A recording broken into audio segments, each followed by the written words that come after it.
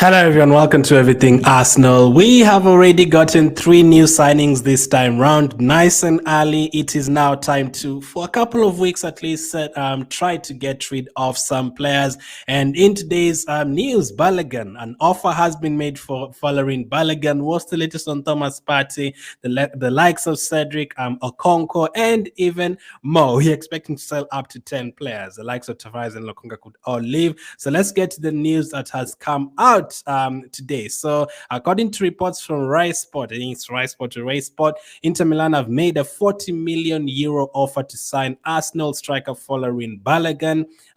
Inter Milan have offered Balogun a 5-year contract worth 3.5 million euros net per season. 40 million euros, no, thank you. 40 million euros for a player who scored 21 goals last season. He's 21 years of age. He's now a United States of America international. All that has to be taken into consideration. Like the way we've been bullied by other teams to pay money and everything, we also have to finally sell our players. Over the years, there was a graphic that came out the other day. We buy a lot of players, but in terms of sales, very, very many players have left Arsenal for free. And it's players who've been great players for us, like Aubameyang ended up leaving on a free. Alexis Sanchez, about Ozil, players who are very good for us for 2-3 seasons. They ended up leaving on a free. We cannot allow that to happen again. So for Folarin Balogun, we have to get good money for him. It has to be 50 million. Yes, we can accept 45 plus 5 million add-on, something like that. Not directly 50 million, but I mean, that is 40 million euros they're offering. That is like 30-something million pounds.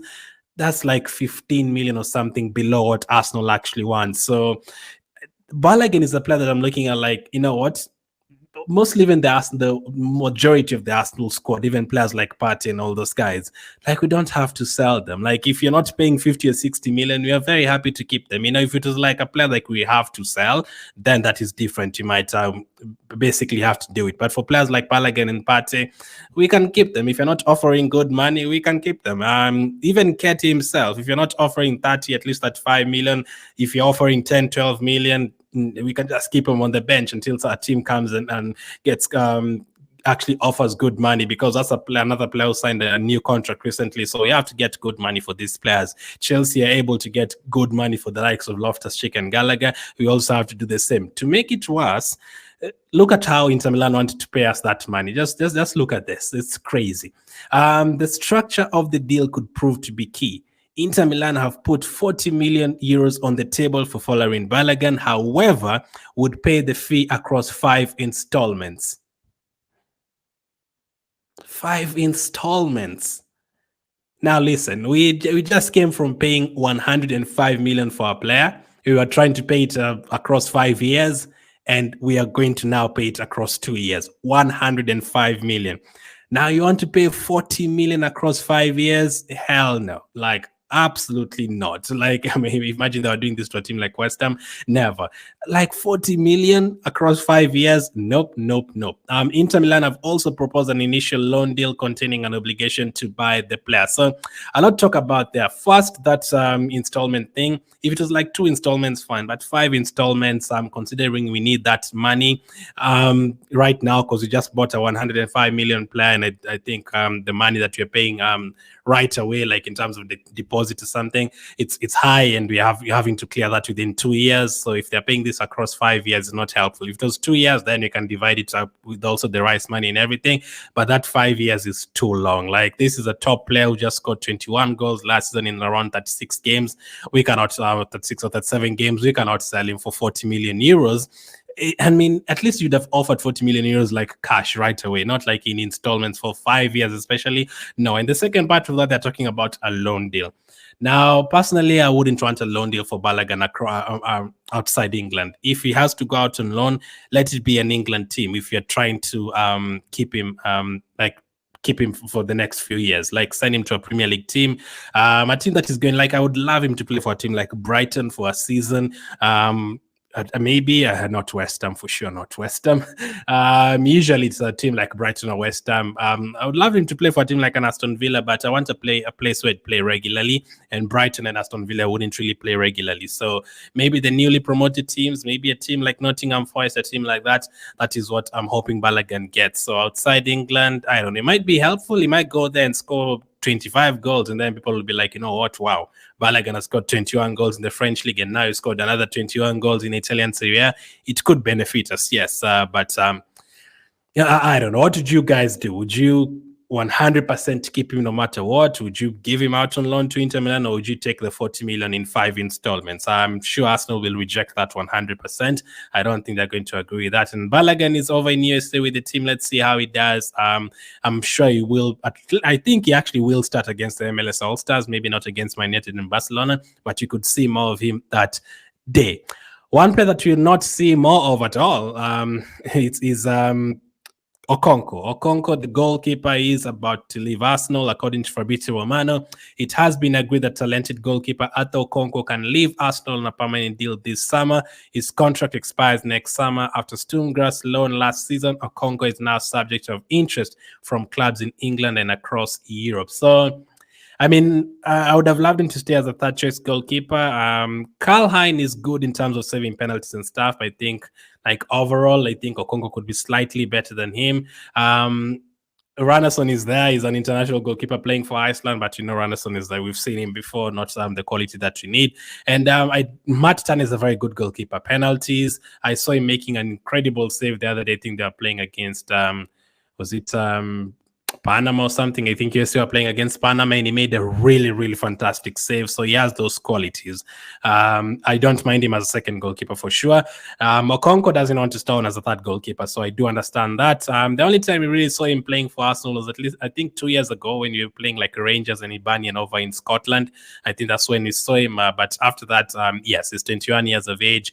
Ramsdale is very young. Tan is young as well. I mean, they will be here if they can easily be here for 10 years. So Okonkwo will probably never get his chance. And now that you're back in the Champions League and not in the Europa League, Ramsdale will play those two competitions, and maybe Turner will be given the Carabao Cup and the FA Cup. Let's wait and see. But Okonkwo, all the best to him. Hopefully he can get a good move for himself. And let's see how that one develops. One player that might not get a move for himself is Cedric. I told you guys a few weeks ago, Cedric and Holding, I would not be surprised if at least one of them stays. Holding, why? Because he gets paid very little money per week, and also is like he's not even near 30 years of age, so he's still young. Holding is like 27, 28, so he still has like 2 years to go before he gets to 30. So I would not be surprised if he ended up staying, because teams are not offering what Arsenal want, and they don't really need to cancel his contract. Same with Cedric. But for Cedric, it's different. Cedric actually believes he wants to stay here, and he believes in himself. So that is quite interesting.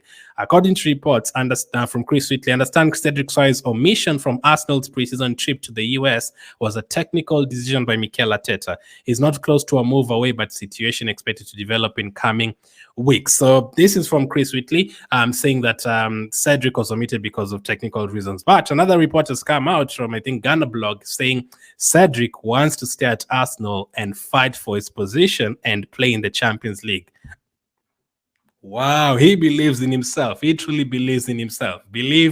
I believe or delusion, I don't know. But that position right now, Ben White, Timber, Tomiyasu, like, we have several players who can play in that position, and we have been linked to a lot of fullbacks recently, so we might end up getting another fullback. There's that as well. So, I mean, Cedric, the two things I've loved about Cedric since he joined Arsenal is the fact that he can also play as a right back and as a left back. That is something that we are used to these days as Arsenal fans, but we have the quality these days of Tierney, Zinchenko, and all these guys, the Ben Whites. And also number 3 is okay sometimes in terms of set pieces, corners, and free kicks. For a defender is quite good. Even penalties, I think he scored for us like 2-3 penalties. All these penalty shootouts we've had, like in 2019, 2020, he was taking a lot of those penalties. I think he took one when he won the Community Shield as well. So there's that. But apart from that, like the age and like it just doesn't fit into what we're trying to do right now as well. Like getting fullbacks who can play in midfield, pace-wise, age-wise, it doesn't really fit into what we are looking for right now. He's very good. He's a very good lead in terms of the dressing room. I've had other players talking, and I think I just said Cedric is definitely going to be a manager. I had Matasaka saying that as well. So there's that. He's very good in terms of the leadership. But in terms of him staying, I'm not sure. But he actually does want to stay. So don't be surprised if Cedric Soares is here next. But let's wait and see how that one develops. He does believe in himself, though. But there has to be a cutoff as well. Like if Arteta's left him out of the preseason tour to USA because of a technical decision, not injury related or anything, that shows he's not in the plans. That should show him you're not in the plans. Do you really want to stay on the bench? I mean, he might want to just be around the team and stay on the bench. I mean, he's not one of those young players who really are desperate to play. Maybe just like, you know what, as long as I'm in the team, play 3-4 games in a season, I'm okay with that. Maybe. It's not bad to have such kind of players in the team like El Nenu. They don't really mind even if they play or not. They just want to be around the dressing room and support every player. That is fine. I don't have a problem with that. But for Cedric, we might have to clear like all our like our wage bills and everything, and Cedric is one of those players who we have to do that too. So let's see again how that one works out. So the last piece of news, or the second last piece of news, according to John Cross of the Mirror, it is clear that Arsenal's transfer business is not finished yet, despite the 210 million outlay. They are still in the market for a new right-sided forward as they look to bolster their squad. So we are looking for a right-sided forward. It won't be the likes of Diaby, it won't be the likes of Mahrez. Let's wait and see, man. I don't think there's too many very good right-sided forward players, unless you get like a Diaby from Leverkusen who's in talks to join Aston Villa, unless you get Mahrez or Bernardo Silva from Man City. Unless you know anyone. Do you know anyone who would be available on that right side? There's a lot on the left side, like the likes of Varshele, but we are very good on the left side. And then what happens to the likes of Reece Nelson if you get another winger again? That's interesting. Personally, I would try to get a winger who can also play as a striker, or a striker who's like a target man, like a Giroud or a Dzeko. That is what I'd be trying to do. Some of you want Arsenal to splash 100 million for a striker. I don't necessarily think we need to. I feel like we need to splash that money for another midfield and then try and look for a forward player who is going to be a backup for Jesus. I'm happy Jesus starting our game. So that's another one. Is there any right-sided forward players that you're thinking of? I think there's a guy called Kolomuani as well, players like that. Maybe you could get players so we can come up with a player out of nowhere. Like I do usually come up with players from nowhere. But again, what happens to Marquinhos as well? What happens to Reece Nelson? Are they never going to play? Marquinhos, is he going to be loaned out again? There's that. So Saka is definitely a starter. So we are pretty much looking for like a backup for him. Let's see how that one develops as well. A lot to talk about. We've gone through Okonkwo, Balogun, obviously Cedric, and also a right-footed, right-sided forward player that Arsenal is looking for. And finally, you're going to talk about Thomas Partey. The talks are still there. He's still expected to join the Arsenal team this week, but the rumors are still going on. A lot of journalists are reporting they're expecting Partey to leave Arsenal. Lavia doesn't look like he's going to join Arsenal.